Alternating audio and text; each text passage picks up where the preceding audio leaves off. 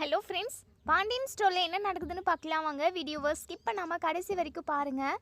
நம்ம சரவணன் அஞ்சலி கிட்ட உறுதியாக வாக்கு கொடுக்குறாங்க. எக்காரணத்துக்காகவும் யாருக்காகவும் உன்னை நான் விட்டு கொடுக்க மாட்டேன். முன்னாடி மாதிரி உன்னை நான் ஏமாத்திடுவேன்னு நினைக்காத. கண்டிப்பாக இந்த டைம் நான் உன் கழுத்தில் தாலி கட்டியே ஆகுவேன். விவாகரத்து நடந்த அடுத்த செகண்டே உனக்கும் எனக்கும் கல்யாணம் நடக்கும் அஞ்சலி.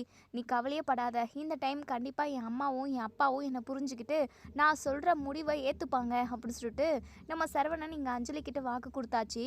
அஞ்சலியுமே பயங்கர ஹாப்பியாக இருக்காங்க. இப்போது இங்கே சரவணன், சரி அஞ்சலி நான் கிளம்புறேன், கடைக்கு போகணும், அப்பா வெயிட் பண்ணிக்கிட்டு இருப்பாரு அப்படின்னு சொல்லிட்டு இங்கே நம்ம சரவணனுமே கிளம்பி போகிறாங்க. அஞ்சலி ஏன் பயப்படுறான்னு தெரியலையே. கண்டிப்பாக அஞ்சலியை தான் நம்ம கல்யாணம் பண்ணிக்கிட்டு அவளுக்கு ஒரு நல்ல வாழ்க்கை கொடுக்கணும். அவள் இதுக்கு முன்னாடி எவ்வளவோ கஷ்டப்பட்டிருப்பா வாழ்க்கையில். இப்போது அவளை நம்ம ரொம்ப சந்தோஷமாக பார்த்துக்கணும். ஆனால் அவளுக்கு தான் நம்பிக்கையே இல்லை, கொஞ்சம் பயப்படுறா போல். முன்னாடி மாதிரி இப்போவும் நான் அவளை ஏமாத்திடணும்னு சொல்லிட்டு பயப்படுறா. கண்டிப்பாக அப்படி ஒன்று நடந்துடவே கூடாது. இது விஷயமா நம்ம அப்பாக்கிட்டேயும் அம்மாக்கிட்டேயும் பேசணும். விவாகரத்து நடக்கட்டும், அதுக்கப்புறம் அப்பாக்கிட்டேயும் அம்மாக்கிட்டேயும் பேசி அஞ்சலியை கல்யாணம் பண்ணி இந்த வீட்டுக்கு கூட்டிகிட்டு வந்துடணும் அப்படின்னு சொல்லிட்டு சரவணன் மனசுக்குள்ளே நினச்சிக்கிட்டு இப்போ கடைக்கு கிளம்பி போகிறாங்க. ஸோ இன்னொரு சைடு இங்கே நம்ம மீனா, கோமதி, அதுக்கப்புறம் ராஜி, இவங்க 3 பேருமே மயிலோட வீட்டுக்கு தான் வந்துக்கிட்டு இருக்காங்க. இன்னொரு சைடு மாக்கியம் இருந்துட்டு, எங்கள் பாரு மயில், அதான் நீ உண்டாயிருக்குன்னு சொல்லிட்டு உன் மாமியாருக்கும் உங்கள் குடும்பத்தில் உள்ள ஒட்டுமொத்த பேருக்கும் தெரிஞ்சிருச்சுல்ல. இனிமே நீ உன் வீட்டில் தான் இருக்கணும். இங்கே நீ வேலைக்கெல்லாம் போய் கஷ்டம்லாம் பட வேண்டாம் அப்படின்னு சொல்கிறாங்க. அம்மா எதுவும் பேசாதம்மா, அமைதியாரு. அவங்கெல்லாம் இப்போ என்ன முடிவில் இருக்காங்கன்னே தெரியல. நீ பாட்டுக்கு ஏதாவது ஒன்று பேசிக்கிட்டு இருக்காத. உனக்கு தொந்தரவாக நான் இருக்கேனாம்மா? இல்லைல்ல. இந்த குடும்பத்துக்கு என்ன தேவையோ அதை நான் செய்வேன். என் பிள்ளைக்கு என்ன தேவையோ அதை நான் செய்கிறதுக்கு தயாராக தான் இருக்கேன். அப்படி இருக்கிறப்போ நான் இங்கே இருந்தால் உனக்கு என்னம்மா கஷ்டம்? இல்லை மயில், என்ன தான் நீ எனக்கு சம்பாதிச்சு கொடுத்தாலுமே நீ வாழா வெட்டியாக இருக்கிறது எனக்கு ரொம்ப கஷ்டமாக இருக்குடி. நீ உன் வீட்டுக்கு போன அப்படின்னா புள்ள குட்டின்னு குடும்பமாக சந்தோஷமாக உன் வாழ்க்கையை வாழணும். அதாண்டி எனக்கு வேணும். அதான் சொன்னேன், மற்றபடி வேறு ஒன்றும் இல்லை. சரிம்மா, அதெல்லாம் அப்புறமா பார்த்துக்கலாம். இப்போதைக்கு யார் யார் மனசில் என்னென்ன இருக்குன்னே யாருக்கும் தெரியல. சரி, இது விஷயமா நம்ம எதுவும் பேச வேண்டாம், பார்த்துக்கலாம் என்ன நடக்குதுன்னு அப்படின்னு சொல்லிட்டு மயில் அவங்க வேலையை பார்க்க ஆரம்பிச்சிடுறாங்க. ஸோ இன்னொரு சைடு இங்கே நம்ம மீனா, கோமதி, ராஜி ஆட்டோவில் வந்துக்கிட்டு இருக்காங்க. மீனா இருந்துட்டு, என்னத்தை திடீர்னு மயிலக்காவெல்லாம் பார்க்க போறீங்க, என்ன பேச போறீங்க அவங்கக்கிட்ட அப்படின்னு சொல்லிட்டு, எனக்கு என்ன பேசுறதுனே தெரியலடி. ஆனால் உன் மாமா போயிட்டு மயிலை பார்த்துட்டு வர சொன்னாங்க. போய் பார்த்து ஒரு 4 வார்த்தை ஆறுதலாக பேசிட்டு வருவோம். அதுக்கப்புறம் என்ன பண்ணுறதோ எல்லாருமா பேசி ஒரு முடிவுக்கு வரும் மயில். இது மீனா, அது மட்டும் இல்லாமல் மயில் உண்டாயிருக்கிற விஷயம் எனக்கு ரொம்ப சந்தோஷம்தாண்டி. அவளை நம்ம வீட்டுக்கு கூட்டிகிட்டு வரணும். நான் சீக்கிரமாக அவள் எனக்கு குழந்தை பெற்று கொடுக்கணும். அந்த குழந்தைய நான் தூக்கி கொண்டாடணும். அதை நல்லபடியாக பார்த்துக்கணும்னு சொல்லிட்டு ஆசைலாம் நிறைய இருக்குடி. என்ன பண்ணுறது, சுச்சுவேஷன் எல்லா மாதிரியுமே எல்லா டைம்லேயும் ஒரே மாதிரி இருக்கிறது இல்லைல்ல. நம்மலாம் ஒரு நாள் ஒரு காலத்தில் எப்படியெல்லாம் இருந்தோம். மயில் பொய் சொல்லலை, மயில் பொய் சொல்லாமல் இருந்திருந்தா இன்றைக்கி நம்ம எல்லாருமே ரொம்ப சந்தோஷமாக இருந்திருப்போம்ல. சரவணன் வாழ்க்கையுமே இப்படி கெட்டிருக்காது. அது மட்டும் இல்லாமல் இப்போ ரொம்பவே மனசொடிஞ்சு போயிருக்கான். அவன்கிட்ட என்ன பேசுறதுன்னா எனக்கு தெரியல. அதுக்காக நம்ம குழந்தையும் விட்டுற முடியாது இல்லையா. குழந்த நம்மளோட எதிரி, நம்ம வீட்டு வாரிசு. அப்படி இருக்கிறப்போ மயிலும் குழந்தையும் நம்ம வீட்டில் தான் இருக்கணும். ஆனால் அதை இப்போவே நான் ஒருத்தியே முடிவெடுக்க வேண்டிய விஷயம் கிடையாது. வீட்டில் உள்ள ஒட்டுமொத்த பேருமா சேர்ந்து ஒரு நல்ல முடிவுக்கு வருவோம். சரவணன் மனசில் என்ன இருக்குது, இல்லை மற்றவங்க மனசுலலாம் என்ன இருக்குதுன்னு சொல்லிட்டு எல்லாருமே கேட்டு ஒரு முடிவுக்கு வந்ததுக்கப்புறம் தாண்டி மயில் வீட்லேயுமே சொல்ல முடியும். இப்போதைக்கு மயிலை போய் பார்த்துட்டு வரோம், அவ்வளவுதான் அப்படின்னு சொல்லிட்டு கோமதி சொல்கிறாங்க. இப்போது இங்கே நம்ம ராஜி மனசுக்குள்ளே ஃபுல்லாக என்ன ஓடிக்கிட்டு இருக்கு அப்படின்னா, நைட்டு நம்ம சரவணன் அஞ்சலி கூட பேசிக்கிட்டு இருந்தாங்க இல்லையா. ஸோ அதுதான் அவங்க மைண்ட்குள்ளே வந்துக்கிட்டே இருக்குது. இவங்க எல்லாருமா ஒரு முடிவில் இருக்காங்க. மயிலக்காவை ஏற்றுக்கிற நிலமையில தான் அத்தையுமே இருக்காக போல். ஆனால் சரவணன் மாமா என்ன முடிவு எடுக்க போகிறாங்கன்னு தெரியலையே. அவரை நம்பி ஒரு குழந்தையுமே வரப்போகுது. குழந்தைய யோசிக்காமல் அவரோட வாழ்க்கை தான் முக்கியம்னு சொல்லிட்டு மயிலக்காவையும் குழந்தையையும் விட்டுட்டு போயிடுவாரா? இல்லை, அப்படி மட்டும் நடந்துடவே கூடாது. அந்த குழந்தை என்ன பாவம் பண்ணிச்சு பாவம். கண்டிப்பாக அப்படி ஒரு விஷயம் நடந்துடக்கூடாது. கடவுளே, நல்லது எதுவோ அதுதான் எங்களுக்கு நடக்கணும். நீ தான் எங்களுக்கு துணையாக இருக்கணும் அப்படின்னு சொல்லிட்டு ராஜி யோசிச்சுக்கிட்டே வராங்க. ஸோ கோமதி இருந்துட்டு, ஏ ராஜி, என்னடி மீனா மட்டும் பேசிக்கிட்டே வரா, நீ எதுவும் பேசாமல் ஏதோ யோசனையிலே இருக்க போல். கோச்சிங் கிளாஸில் என்னெல்லாம் கொடுத்தாக, அது எதுவுமே நம்ம ஒன்றும் படித்து முடிக்கலையேன்னு சொல்லிட்டு யோசிச்சு வரியா, இல்லை வேறு என்னடி அப்படின்னு சொல்லிட்டு. அது அத்தை, அது ஒன்றும் இல்லை அத்தை. கதிர் ட்ராவல்ஸுக்கு போயிருப்பானா, சாப்பிட்ருப்பானா, என்ன பண்ணிக்கிட்டு இருக்கான்னு தான் யோசிச்சேன் அத்தை அப்படின்னு சொல்லிட்டு. உடனே கோமதி சிரிக்கிறாங்க. ஏன் அத்தை சிரிக்கிறீங்க? பின்ன உனக்கும் அவனுக்கும் சுத்தமாக ஆகாது. ஏதோ ஒரு சூழ்நிலையில் உங்கள் 2 பேருக்கும் கல்யாணம் பண்ணி வச்சேன். இன்னைக்கு அவன் என்ன பண்ணிக்கிட்டு இருப்பான், அவன் என்ன சாப்பிட்டானா இல்லையா அப்படின்னு சொல்லிட்டு இங்கே உட்காந்து யோசிச்சுக்கிட்டு இருக்கேன். எங்கே போனாலும் அவனுக்கு அதாவது உனக்கு வந்து அவனோட நினப்பு தான். மனசுக்கு சந்தோஷமாக இருக்கு ராஜி. எப்போவுமே நீங்கள் 2 பேரும் சந்தோஷமாக ஒன்றாவே இருக்கணும் அப்படின்னு சொல்லிட்டு கோமதி சொல்கிறாங்க. அதுக்கப்புறம் மயிலோட வீட்டுக்குமே வந்துடுறாங்க. ஆட்டோக்காரவங்க இறக்கி விட்டுட்டு போயிடுறாங்க. ஸோ இவங்க 3 பேருமே இங்கே வந்து நிற்கிறாங்க. அக்கா, மயிலக்கா அப்படின்னு சொல்லிட்டு இங்கே நம்ம மீனா வந்து கூப்பிடுறாங்க. ஸோ மீனாவோட வாய்ஸ் கேட்குதே அப்படின்னு சொல்லிட்டு இங்கே நம்ம மயிலுமே வந்து பார்க்குறாங்க. வாங்க அத்தை, வா ராஜி, வா மீனா, நீயும் வா அப்படின்னு சொல்லிட்டு உள்ளே கூட்டிகிட்டு போகிறாங்க. ஸோ உட்கார வைக்கிறாங்க. பாக்கியம் தண்ணியெல்லாம் கொண்டு வந்து கொடுக்குறாங்க. எங்கள் கோமதிக்கு என்ன ஸ்டார்ட் பண்ணுறது, என்ன பேசுறதுனே தெரியல. உடனே மீனா இருந்துட்டு, என்னத்த, எதுக்காக வந்தீங்க, எதுக்காக இப்படி உம்முன்னு உட்காந்துக்கிட்டு இருக்கீங்க, ஏதாவது பேசலாம்ல அப்படின்னு சொல்லிட்டு. பேசலாம் தாண்டி அப்படின்னு சொல்லிட்டு ஒரு மாதிரி டல்லாக ஆகுது முகமே. அதுக்கப்புறம் அழுக ஆரம்பிச்சிடுறாங்க. அத்தை, எதுக்காக அத்தை அழுகுறீங்க அப்படின்னு சொல்லி கேட்கவும், இல்லை, குழந்த உண்டாயிருக்கு, குழந்த உண்டானதை நினச்சி வீட்டில் உள்ள ஒட்டுமொத்த பேருமே சந்தோஷப்பட வேண்டிய சுச்சுவேஷன் இல்லாமல் இன்றைக்கி ஆளுக்கு ஒரு பக்கமாக இருந்து எல்லாரும் ஒரு பிரச்சனையை ஃபேஸ் பண்ணிக்கிட்டு இருக்கோம். அதை நினச்சி அதான் ரொம்ப கவலையாக இருக்குது. குழந்த வருகுதுன்னு சொல்லிட்டு நம்ம எல்லாருமே கொண்டாடி இருக்கணும் அதை. ஆனால் இப்போ பாத்தியாடி என்ன நிலமையில இருக்குன்னு சொல்லிட்டு அப்படின்னு சொல்லிட்டு நம்ம கோமதி ரொம்பவே ஃபீல் பண்ணி அழுகுறாங்க.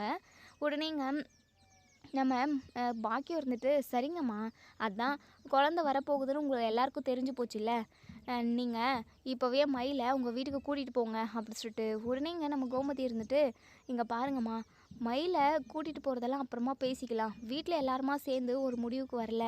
தெரியும் தெரியும், உங்கள் பையன் இதுக்கெல்லாம் ஒத்துக்க மாட்டார். குழந்த பிறந்தா என்ன, என்ன செஞ்சால் என்ன, எனக்கு வேறு பொண்ணும் கூட ஊரை சுற்றுறது தான் முக்கியம் அப்படின்னு சொல்லிட்டு மாப்பிள்ளை சொல்லிக்கிட்டு இருக்காரா அப்படின்ற மாதிரி இங்கே பாக்கியம் சொல்லவும், உடனே இங்கே கோமதி கோவப்படுறாங்க. இங்கே பாருங்கள், நீங்கள் நினைக்கிற மாதிரியெல்லாம் என் பையன் கிடையாது. என் பையன் சும்மா ஏதோ தான் ஃப்ரெண்டுன்னு நினச்சி தான் பேசியிருப்பானே தவிர அவனோட மனசில் கெட்ட எண்ணம் எதுவுமே இல்லை. தயவு செஞ்சு என் மகனை தப்பாக பேசாதீங்க. மயிலை என் மகன் என்னென்னமோ சொன்னானா, அதுக்காக அவனை நான் நிறைய திட்டேன், நிறைய அடிக்கவும் செஞ்சுட்டேன். அவன் பேசுனது மிகப்பெரிய தப்பு தான் மயில், தயவு செஞ்சு அவனை மன்னிச்சிரு அப்படி சொல்லிட்டு. இங்கே பாரு மயில், எக்காரணத்துக்காகவும் உன்னையும் குழந்தையையும் நாங்கள் அனாதையாக விட்டுற மாட்டோம். நீ எதை நினச்சி கவலைப்படாத.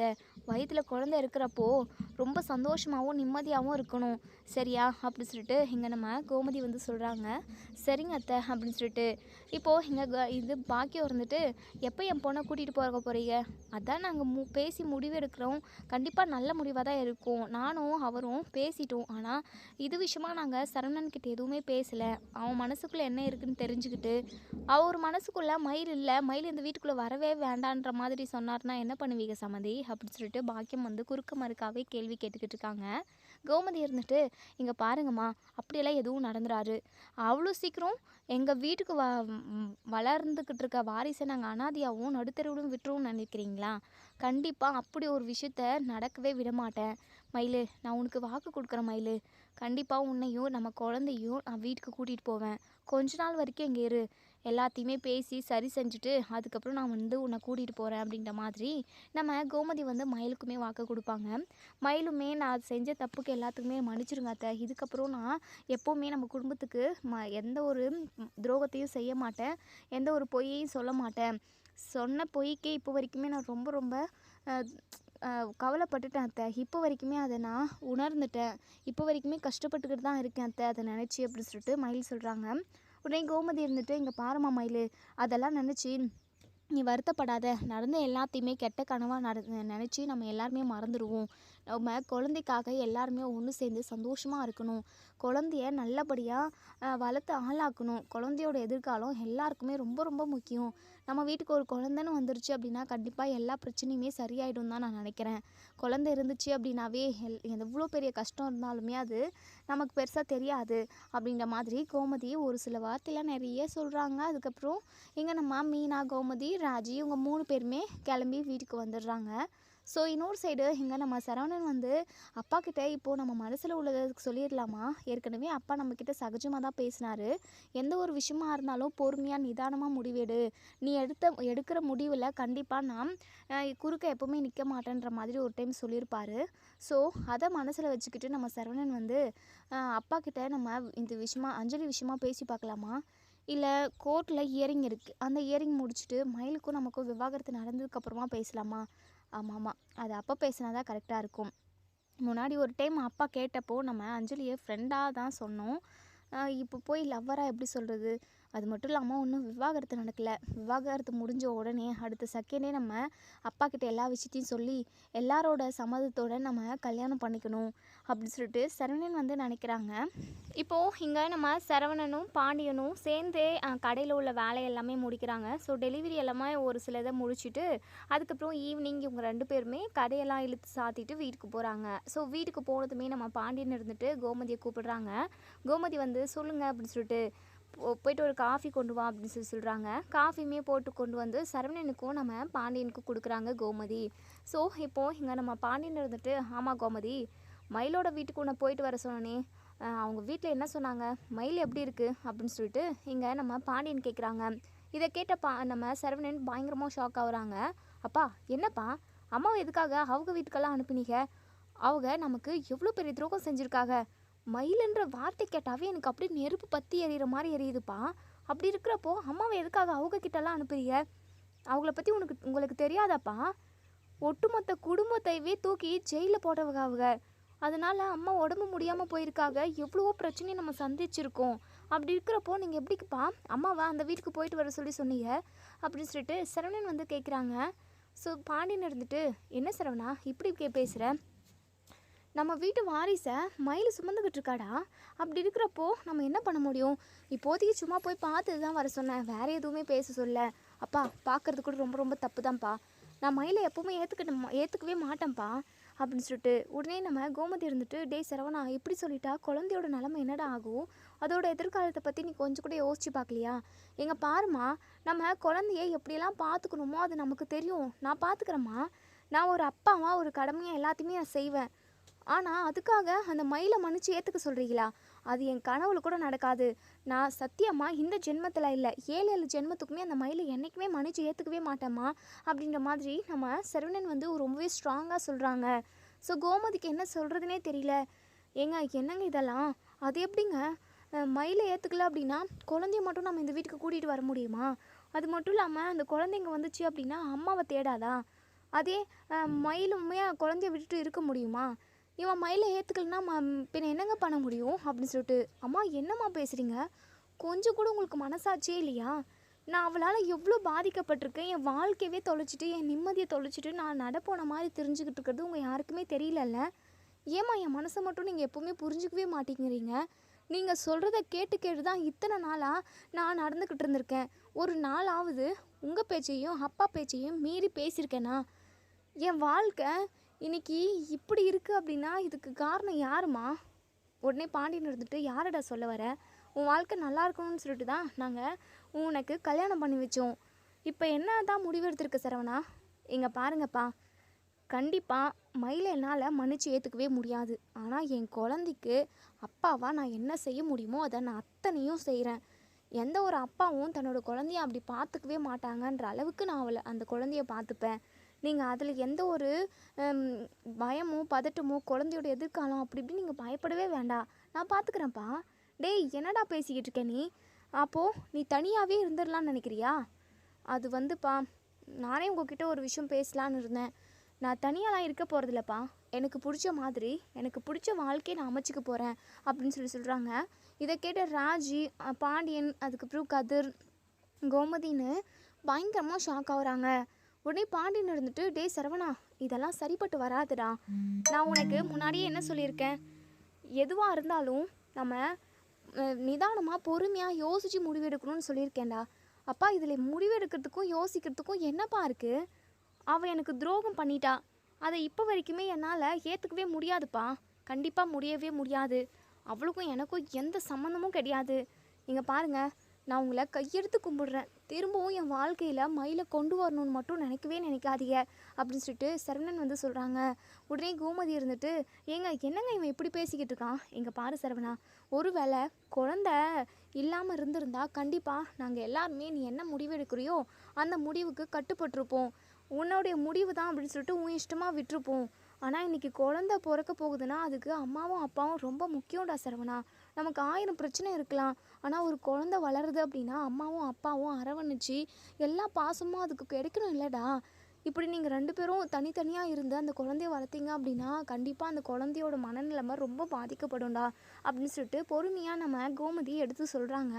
ஆனாலுமே நம்ம சரவணனால் ஏற்றுக்க முடியல. அதே சமயம் நம்ம அஞ்சலிக்கு வாக்கு கொடுத்துருக்காரு, கண்டிப்பாக உன்னை நான் கைவிட மாட்டேன், உன்னை நான் பத்திரமா நல்லபடியாக பார்த்துப்பேன்ற மாதிரியெல்லாம் வாக்கு கொடுத்துருப்பாரு. ஸோ அடுத்த நாளே இப்படி ஒரு விஷயம் நடக்குது அப்படின்னா அதை ஏற்றுக்கவே முடியல சரவணனால். இங்கே பாருங்கம்மா, இங்கே பாருங்கப்பா, உங்கள் 2 பேருக்குமே சொல்கிறேன், நான் இனிமேல் என்ன முடிவு எடுத்தாலும் நீங்கள் அதுக்கு துணையாக இருப்பீங்க, என்னுடைய மனசை புரிஞ்சுக்கிட்டு நடந்துப்பீங்க அப்படின்னு சொல்லிட்டு நான் நினச்சேன். ஏன் இப்போ வரைக்குமே நம்பினேன். ஆனால் நீங்கள் அப்படி கிடையாது. உங்களோட விருப்பத்துக்கு ஏற்ற மாதிரி தான் என்னுடைய வாழ்க்கையில நீங்கள் முடிவு எடுக்கிறீங்க. அதுக்கு இனிமேல் நான் சம்மதிக்க மாட்டேம்மா.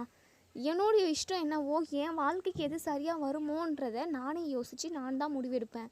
கண்டிப்பாக அவளை என்னால் திரும்பவும் ஏற்றுக்க முடியாது. அதே சமயம் நான் அஞ்சலியை கல்யாணம் பண்ணிக்க போகிறேன். அவள் கூட தான் நான் ஒன்று சேர்ந்து சந்தோஷமாக வாழணும்னு நினைக்கிறேன். இத்தனை நாள் மயில் கூட இருந்து என் வாழ்க்கை கெட்டு சீரழிஞ்சதெல்லாம் போதும். இதுக்கப்புறம் நான் எனக்கு பிடிச்ச மாதிரி ஃப்ரீடமாக வாழணும்னு நினைக்கிறேன். நீங்கள் சொல்கிறத நான் ஒரு நாள் கூட கேட்கவே மாட்டேன், சத்தியமாக கேட்க மாட்டேன் அப்படின்னு சொல்லிட்டு சொல்கிறாங்க. கதிர் இருந்துட்டு, அண்ணே எதுவாக இருந்தாலும் கொஞ்சம் யோசித்து நிதானமாக முடிவெடுனேன். ஏன்னா கோவத்துலேயும் ஆத்திரத்துலேயும் முடிவெடுக்கிறது எப்போவுமே சரியாக இருக்காது, அது எப்போவுமே சரியாகவும் வராது. நீங்கள் கொஞ்சம் பொறுமையாக யோசிக்கலாமே. இல்லை கதிர், நான் எந்த அளவுக்கு யோசிக்கணுமோ எல்லாமே நான் யோசிச்சினேன், இதுதான் என்னுடைய முடிவு அப்படின்னு சொல்லிட்டு இங்கே நம்ம அதாவது சரவணன் சொல்லிடுறாங்க. பாண்டியன் இருந்துட்டு, இங்கே பாரு சரவணா, கண்டிப்பாக இது விஷயமா நீ ஒருத்தனா முடிவெடுத்தா அது எல்லாருமே நாங்கள் ஏற்றுக்குவோம்னு நினைக்காத. நான் சொன்னது தான், திரும்பவும் மறு பேச்சு என்கிட்ட பேசாத. நீயும் மயிலும் தான் ஒன்று சேர்ந்து வாழ்ந்தாகணும். குழந்தையோட எதிர்காலம் ரொம்ப முக்கியம். குழந்தைக்காக நீங்கள் 2 பேரும் ஒன்று சேர்றீங்க. நடந்த எல்லாத்தையுமே கனவாக நினச்சி மறந்துட்டு இனிமே எப்படி இருக்கணுமோ அப்படி இரு சரவணா. தேவையில்லாமல் இவளை கல்யாணம் பண்ணிப்பேன், அவளை கல்யாணம் பண்ணிப்பேன், நான் ஃப்ரீடமாக இருக்கணும், நீ ஃப்ரீடமாக இரு, உன்னுடைய ஃப்ரீடமுக்கு எந்த ஒரு பங்கமும் வந்துடாது. அதுக்கு படி நான் மயில்கிட்ட எல்லாமே பேசி தான் இந்த வீட்டுக்கு கூட்டிகிட்டு வருவேன், சரியா அப்படின்னு சொல்லிட்டு பாண்டியன் எந்திரிச்சு போயிடுறாங்க. இங்கே சரவணன் பயங்கரமாக கோவப்படுறாங்க. போயிட்டு அவங்க ரூமை லாக் பண்ணிக்கிட்டு உள்ளே அப்படியே தலைமலை கையை வச்சுக்கிட்டு பயங்கரமாக அழுகுறாங்க. ஏன் என் வாழ்க்கையில் மட்டும் இப்படி நடக்கணும்? ஏன் யாருமே என்னுடைய மனசை புரிஞ்சிக்காம, என்னுடைய உணர்வுகளை புரிஞ்சிக்காம அவங்க இஷ்டமாக முடிவெடுத்து அவங்களா ஒன்று பண்ணிக்கிட்டு இருக்காங்க. இதனால் பாதிக்கப்படுறதும் கஷ்டப்படுறதும் நான் தானே. ஏன் என்னையை பற்றி யாருமே யோசிக்க மாட்டேங்கிறாங்க அப்படின்னு சொல்லிட்டு சரவணன் பயங்கரமாக அழுகுறாங்க. கோமதிக்கு என்ன பண்ணுறதுனே தெரியல. ஐயோ கடவுளே, இந்த குடும்பத்துக்கு மட்டும் டிஃப்ரெண்ட்டாக நீ பிரச்சனையை கொடுப்பியா? என்ன முடிவு எடுக்கிறதுனே தெரியாமல் திண்டாடி போய் நிற்கிறோம். ஒரு பக்கம் அவன் இன்னொரு கல்யாணம் பண்ணுறேன்னு சொல்கிறான், இன்னொரு பக்கம் குழந்தை, இன்னொரு பக்கம் விவாகரத்துன்னு சொல்லிட்டு வீட்டில் எவ்வளோ பிரச்சனைக்கு நடுவில் இந்த பிரச்சனை போய்கிட்டு இருக்கு. இந்த ஒரு பிரச்சனையிலே டிஃப்ரெண்ட்டாக எங்களுக்கு புதுசாக பிரச்சனையை கொடுத்து ஏன் கடவுளே நீ இப்படி எங்களை சோதிக்கிற? இது விஷயமா நீ தான் ஒரு நல்ல முடிவு எடுத்து எங்களுக்கு நல்ல வழியை காட்டணும் அப்படின்னு சொல்லிட்டு நம்ம கோமதி மனசுக்குள்ளே நினைக்கிறாங்க. ஸோ இன்னொரு சைடு நம்ம முத்துவேல் வந்து ஒரு மாதிரி ரத்த வாமிட் எடுத்துடுறாங்க. ஸோ அதை பார்த்ததுமே இங்கே நம்ம வடிவுக்கு எப்படியோ ஆகிடுது. என்னங்க இது, வாமிட்டில் பிளட்டெல்லாம் வருது, ஐயோ எனக்கு என்னமோ பயமாக இருக்குங்க, வடிவு தண்ணி கொண்டு வா வடிவு அப்படின்னு சொல்லிட்டு இங்கே நம்ம முத்துவேல் வந்து ஒரு மாதிரி திண்டாட்டமாக பேசுகிறாரு.